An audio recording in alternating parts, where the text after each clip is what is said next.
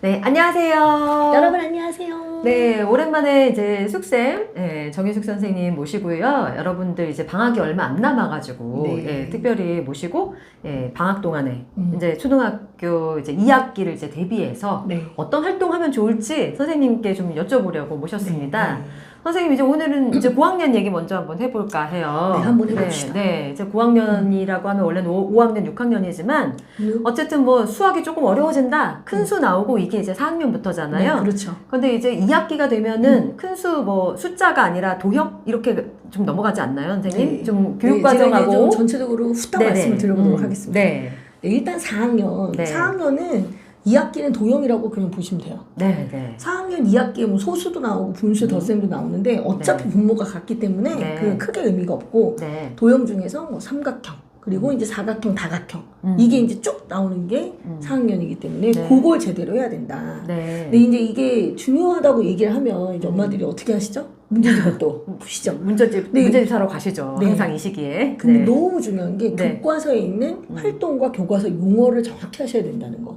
이게 엄청 중요해요. 네, 근데 네. 원래 초등학교 과정에서 집합을 배우지 않아요, 아이들이. 네, 네. 그러다 보니까 삼각형의 종류를 예를 들어 배워도 걔네들 사이 포함관계를 공부하지 않고 사각형의 종류를 배워도 사각형 사이 포함관계를 공부하지 못해요. 포함관계. 그렇죠. 네네. 포함관계. 네네네. 뭐 예를 들어서 정사각형이라고 얘기할 수 있지만 그 정사각형은 사각형이라고 얘기해도 되고 평행사변형이라고 얘기해도 되고 직사각형이라고 얘기해도 되잖아요. 용어가 다르네요. 그렇죠. 용어는 네네네. 다르지만 그 안에 포함되는 것들이 있어요. 네. 그런데 솔직히 우리는 이렇게 생긴 직사각형을 보고 직사각형이라고 얘기하지만 얘가 굳이 사각형이다. 얘가 굳이 평행사변형이다. 이렇게 얘기하지 말 안 않는다는 하죠. 거죠. 네네. 그거를 처음으로 구별하는 게 4학년 2학기. 아하, 딱 들어오네요. 네. 그래서 이거를 굳이 학교에서 집합을 가르치지 않는다 하더라도 우리가 아이들하고 같이 공부를 할 때는 네네. 얘네들 사이의 포함 관계를 분명히 염두에 두고 하셔야 된다. 아, 이게 네네. 제대로 돼야 그 뒤에 다각형, 대각선 이런 것들이 쉬워지게 되는 거죠. 그럼 어쨌든 네. 간에 수학 용어, 네. 용어에 대한 정확한 그렇죠, 개념 그렇죠. 정리가 필요하겠다. 그런데 이 용어를 네. 용어를 가지고 달달달달달 외우면 소용이 없고 이거를 그려보게 되어 있어요. 교과서에서는. 아, 네네네. 그걸 그려보고 또는 그걸 색종이로 만들어보고 아. 이 작업을 다 한 후에 네네. 왜 정사각형이 직사각형에 포함되느냐 아하. 그거를 정확히 애들이 알아야 되는데 그 문제집에서 문제만 풀면 모르거든요. 그럴 것 같아요. 네, 직접 도형은. 만들어 봐야 돼요. 네네. 그리고 그 용어 요만한 박스가 있어요. 갈색 박스 교과서 보면 네. 그 갈색 박스에 나와 있는 내용이 왜 그런지를 이해를 명확히 해야 한다. 이게 이제 포인트. 알겠습니다. 그것만 예습을 제대로 하고 들어가도 네. 애들이 훨씬 쉽죠. 2학기 때 훨씬 더 네네. 여유롭게. 자, 그럼 5학년. 네, 이제 5학년. 네. 5학년에서는 분수의 곱셈이 나와요. 아하. 진짜 나오네요. 5학년. 5학년은 전반적으로 다 어려워하는데 네, 그러니까. 네. 5학년 1학기 때 사실은 이제 통분, 약분 뭐 이런 것들을 네, 배우는데 네. 애들이 그거 할 때만 해도 아이 뭐 그냥 어떻게 하면 되겠지 네, 이렇게 네, 생각을 네. 해요. 그런데 사실은 자기네들이 분수에 약분을 했었단 말이죠. 이게 분수의 곱셈에서도 영향을 미친다는 생각을 못 해요. 아, 그렇군요. 그리고 사실은 분수의 곱셈을 배우기 전에 얘네들이 3학년 때 분명히 분수만큼이라는 걸 배웠어요. 예를 들자면 이런 거죠. 24개의 3분의 2는 얼마니? 이거 3학년 때 배운 거예요. 아, 3학년 때. 근데 이 3분의 2라는 게 24개를 세 묶음 만든 다음에 네. 그 중에 두 묶음이 얼마니? 이거예요. 아하. 이거를 5학년 2학기 때는 식으로 24 곱하기 3분의 2라고 배우죠. 기호화하는 그렇죠. 거를 5학년 2학기 때 네네네. 배우는군요. 네. 그러니까 이미 알고 있다는 전제 하에서 하겠죠. 아, 3학년 때 했으니까. 그렇죠, 그죠? 그렇죠. 그러나 아이들 머릿속에는 남아있다, 안 남아있다? 전혀 안 남아있다. 네네. 그런 상태에서 이제 5학년 2학기 때 그걸 식으로 넣는 거예요. 그러네요, 네. 그러네요. 그럼 뭐 분수를 3개를 예를 들어 곱해. 네, 그럼 네. 생각해보세요. 어차피 분모랑 분자는 다 약분하게 될 거 아니에요. 그렇죠. 그러니까 우리는 굉장히 쉽게 약분 칙칙칙칙칙 약분 마지막에 끝. 와 분수 곱셈이 제일 쉬워. 이렇게 생각하는데 네네. 애들은 두 개도 복잡한데 세 개가 나오면 정신 못 차리는 거예요. 그러니까 아이들의 눈높이에서는 그게 되게 네, 어려운 힘든 거죠. 건데 네. 부모님들은 어렸을 때 막 그냥 하던 약분하던 그 생각에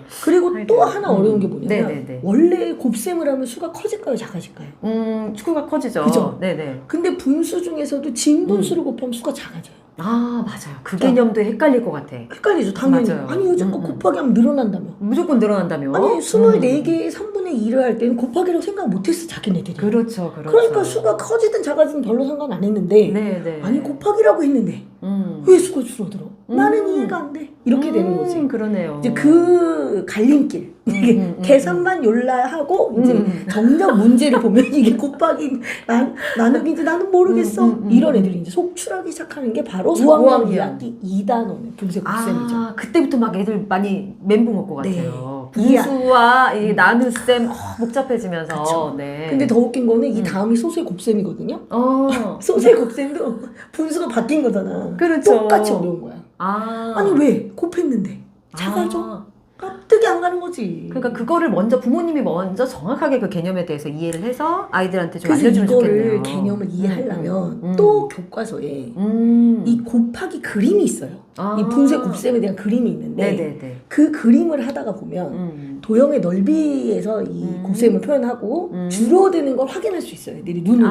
그러니까 반드시 이제 도형으로 그렇죠. 이제 눈으로 확인할 수 있는 작업을 꼭 해주신 다음에 계산에 그렇지, 들어가야 그렇지. 되는데 그냥 계산 먼저 하다 그렇지, 보면 그렇지. 문제가 많이 생길 수 있다. 이렇게 이해를 요거를 하시면. 이해하는 게 가장 중요하다. 그러니까 6학년 2학기. 네네, 6학년 가보죠. 자, 사실 6학년 2학기는 6학년 2학기 때문에 어려운 건 아니에요.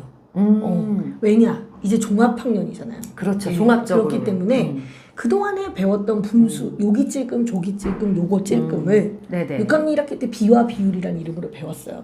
네. 네네. 근데 애들이 머릿속에 비와 비율이 장착이 안 돼 있죠. 그거 좀 어렵잖아요. 네, 안 돼 있는 상태에서 2학기 때 비례식을 배워요.